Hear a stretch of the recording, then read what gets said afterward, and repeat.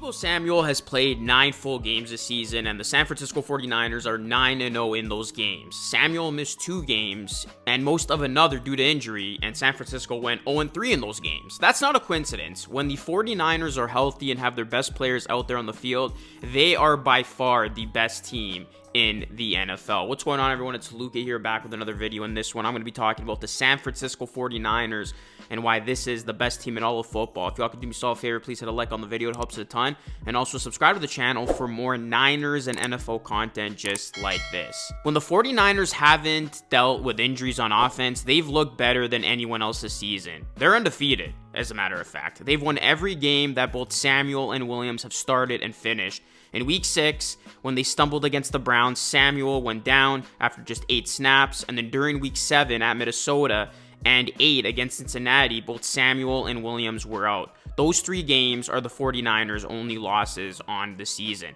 In each loss, they scored 17 points. In the 9 full games that Samuel and Williams have both played, the 49ers have scored at least 30 points in all but one, in which they scored 27. The Niners just present way too many problems to solve. I mean, when you look at this Niners personnel, every single one of their players is scary. You can have Christian McCaffrey gash off a huge run or catch, George Kittle, Brandon Ayuk, Deebo Samuel, as Samuel leads all receivers in yards after catch per reception by over 1.5 yards per catch. Kittle is 3rd among tight ends in yards after the catch per reception, but he's also 3rd among tight ends in air yards per pass attempt. And then you look at Brandon Ayuk, he is top 20 among wideouts in both catch rate and air yards per target.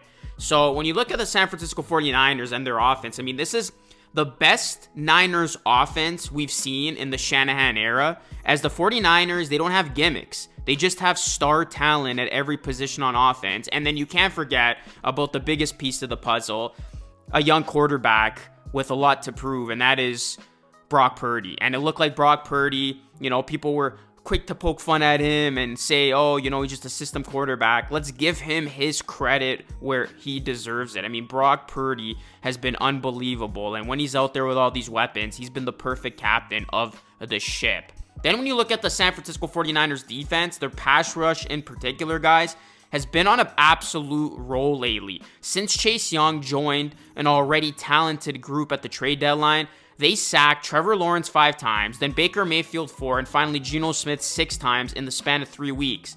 So when the Eagles and quarterback Jalen Hurts were set to play the Niners, it seemed like you had to worry about more takedowns. And that's exactly what the Niners wanted Hurts to think. But instead, San Francisco marched into Philly with a game plan that did not promote sacks and pass rushing. It was a game plan that sought to contain Hurts in the pocket and wanted to limit his ability to escape in the B gap. And they ultimately neutralized Hurts' run threat and made the entire Eagles offense one-dimensional. And the Eagles, they entered the game 10-1, and that was in large part to their dominant run game. Only 7 teams had averaged more than their 133.3 rushing yards per game. Only 3 teams had scored more rushing touchdowns through 12 weeks than the Eagles, 17. But the Niners arrived with the second best run D, limiting prior opponents to 82 yards per game. So then you look at this one, the Eagles did gash the Niners for 124 yards in the first quarter alone, but only 19 of those came by the ground. And that was Philadelphia's most productive quarter rushing. So the 49ers held the Eagles to just 46 total rushing yards. And not only was this the Eagles' lowest output this season, but their lowest in nearly 5 years. The Eagles' run game had not been contained so effectively in the Hurts era. So the San Francisco 49ers did exactly what they needed to do, and this team has proven to be so potent on both sides of the football. And when you look at the San Francisco 49ers, they are still a game behind Philly in the hunt for the number 1 seed, and Detroit and Dallas remain in the mix. And you look at the Niners' upcoming schedule, they do have an important rematch against the Seahawks next week, and then they have a huge Week 16 showdown against the Baltimore Ravens, which could very well be a Super Bowl preview. But it doesn't matter, in my opinion, where this team finishes. The San Francisco 49ers have proven that they can do it at home and on the road, and they just proved it when they went into Philly with all that talk being had, and they absolutely stomped on the Eagles. A healthy 49ers team, guys, is borderline unstoppable. I mean, this is a team that just needs to remain healthy, but they got the pieces in play. They got everything clicking for them right now, and they are starting to re-hit their stride. It's funny, the San Francisco 49ers got off to that incredibly hot start.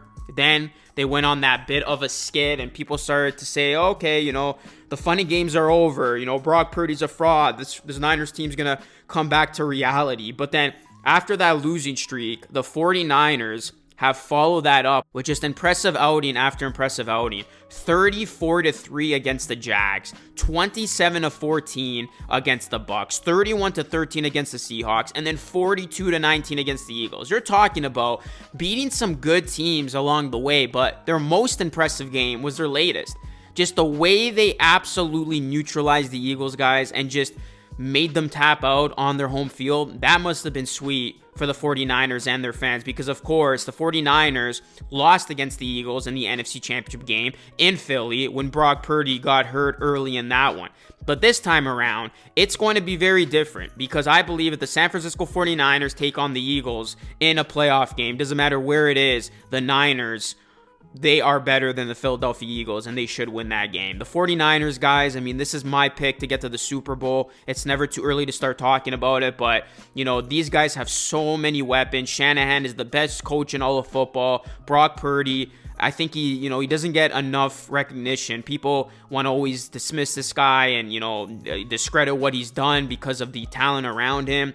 The 49ers are a very talented football team, and I think they have a chance to win out here. I mean, they got the Seahawks at home, then they got the Cardinals on the road. The Ravens is going to prove to be their toughest game, I think, over their next 5. Then they got the Commanders and then the Rams. So the 49ers, if they do have intentions and are motivated to get that 1 seed, it shall be interesting, because they will have an opportunity to do that. They obviously beat the Eagles, and if the Eagles slip a little bit here over the next couple of weeks, it could open the door to San Fran getting that 1 seed. But as I said earlier, it doesn't matter if it's on the road, at home, neutral site even. The San Francisco 49ers are a very talented squad, and I think this team is going to do big things come playoff time. I mean, this is a team that is as due as ever, guys.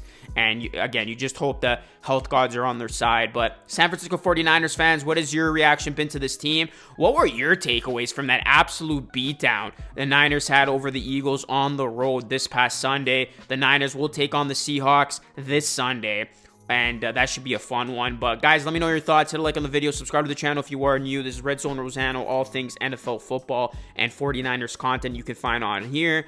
Be sure to share this with a friend, help us blow this channel up, hit a like, subscribe, all that good stuff. That is it for me. This is Lucas signing off. I will catch you all again in the next video.